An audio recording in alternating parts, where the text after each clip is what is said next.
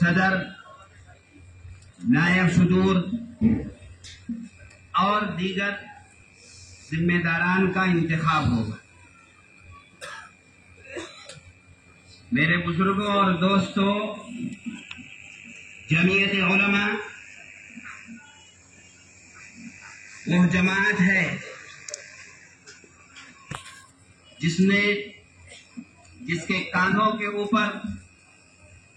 چھوٹی ذمہ داری نہیں ہے، بہت بڑی ذمہ داری ہے، اس لیے کہ اس دنیا کے سردار، ہم سب کے آقا، سید الاولین والآخرین، رحمت للعالمین، جناب رسول اللہ صلی اللہ علیہ وسلم اس دنیا میں جب تشریف لائے، اس وقت دنیا کے حالات، انسانوں کے حالات، قوموں کے حالات، ملک کے حالات ایسے تھے کہ انسان کی شکل کے اندر رہتے ہوئے کسی بھیڑ، بکری اور درندے سے کم نہیں تھے۔ آپ کی تشریف آوری ان حالات میں ہوئی اور آپ کو اللہ رب العزت والجلال نے جو ذمہ داری دی، اس ذمہ داری کو اپنے کاندھوں پر لے کر آپ نے گلی گلی، شہر شہر اور ہر ایک انسان تک پہنچ کر اللہ کا وہ پیغام اس طرح سے پہنچایا ہے جس میں کبھی اپنے آپ نے نہ اپنی جان کی، نہ مال کی، نہ عزت کی، نہ آبرو کی، کسی چیز کی پرواہ کیے بغیر اس بات کا درد ہر وقت سینے کے اندر تھا کہ اللہ رب العزت والجلال کی اس دھرتی کے اوپر ایک اللہ کا نام بلند ہو جائے۔ اس دھرتی کے اوپر اللہ کی پرستش کرنے والے، اس کی پوجا کرنے والے، اس کی عبادت کرنے والا ہر انسان بن جائے۔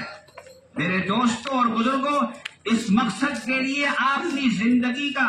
شروع سے لے کر آخر تک دن اور رات جس طرح سے گزارا ہے، جو کام کیا ہے، آپ سے پہلے نہ کسی نے کیا، نہ آپ کے بعد کوئی کر سکتا ہے۔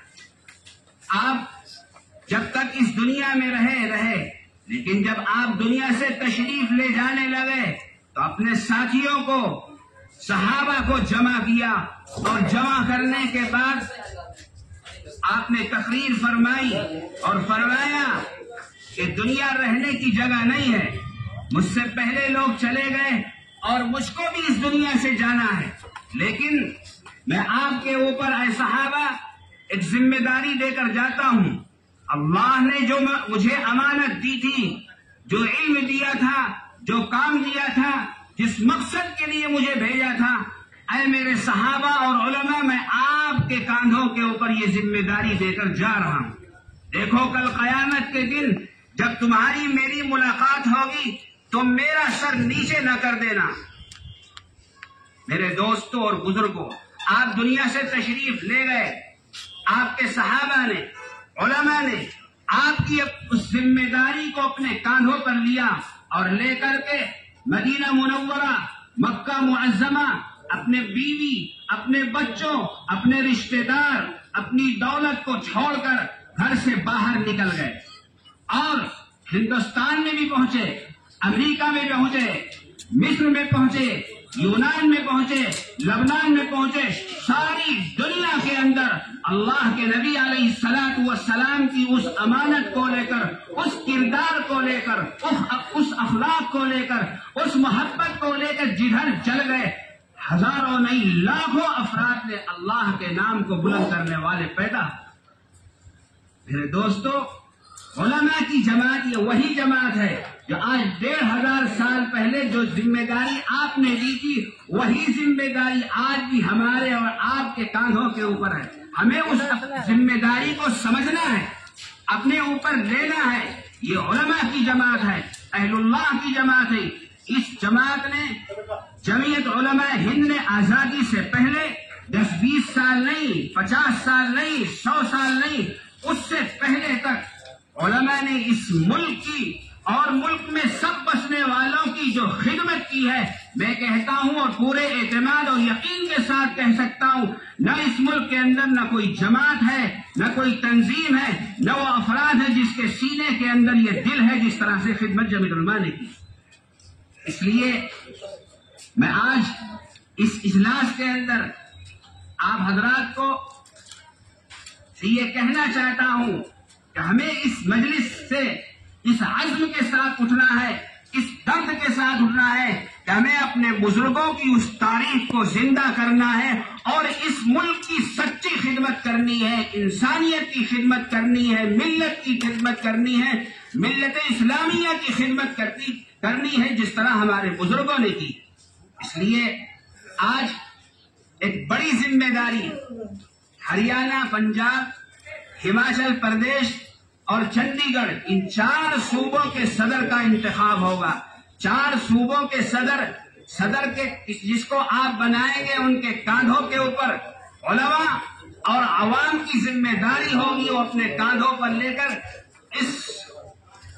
4 صوبوں کے لوگوں کی رہنمائی کریں گے۔ انہی کی صدارت میں یہ صوبہ انشاءاللہ ترقی کرے گا، کامیاب بنے گا، اور ہم سب کی خواہش ہے یہ 4 صوبہ اس طرح سے جمعیت العلماء کی خدمت کرے جو اس ملک میں سب سے اول نمبر پر ہو۔ اس لیے اس کی صدارت کے لیے، ان 4 صوبوں کی صدارت کے لیے میں نام پیش کرتا ہوں حضرت مولانا حکیم الدین اشرف اٹاوڑی کا۔ صدارت کے لیے میں آپ حضرات سے آپ کے نام کی تائید چاہتا ہوں۔ آپ حضرات ہاتھ اٹھا کر کے پیش فرمائیں۔ آپ حضرات ٹھیک ہے، نیچے کر دیجئے۔ دوسری چیز میں کہوں گا کہ اگر کوئی اور صاحب ہو اسی کا نام پیش کرنا چاہتے ہیں، ہاں اجازت ہے، وہ تشریف لائیں اور نام پیش کر سکتے ہیں، یہ دستور کے اندر شامل ہے۔ میں اس اسٹیج سے حضرت مولانا حکیم الدین صاحب دامت برکاتہم کو مبارکباد پیش کرتا ہوں، اور آپ حضرات نے جس طرح سے حضرت کا نام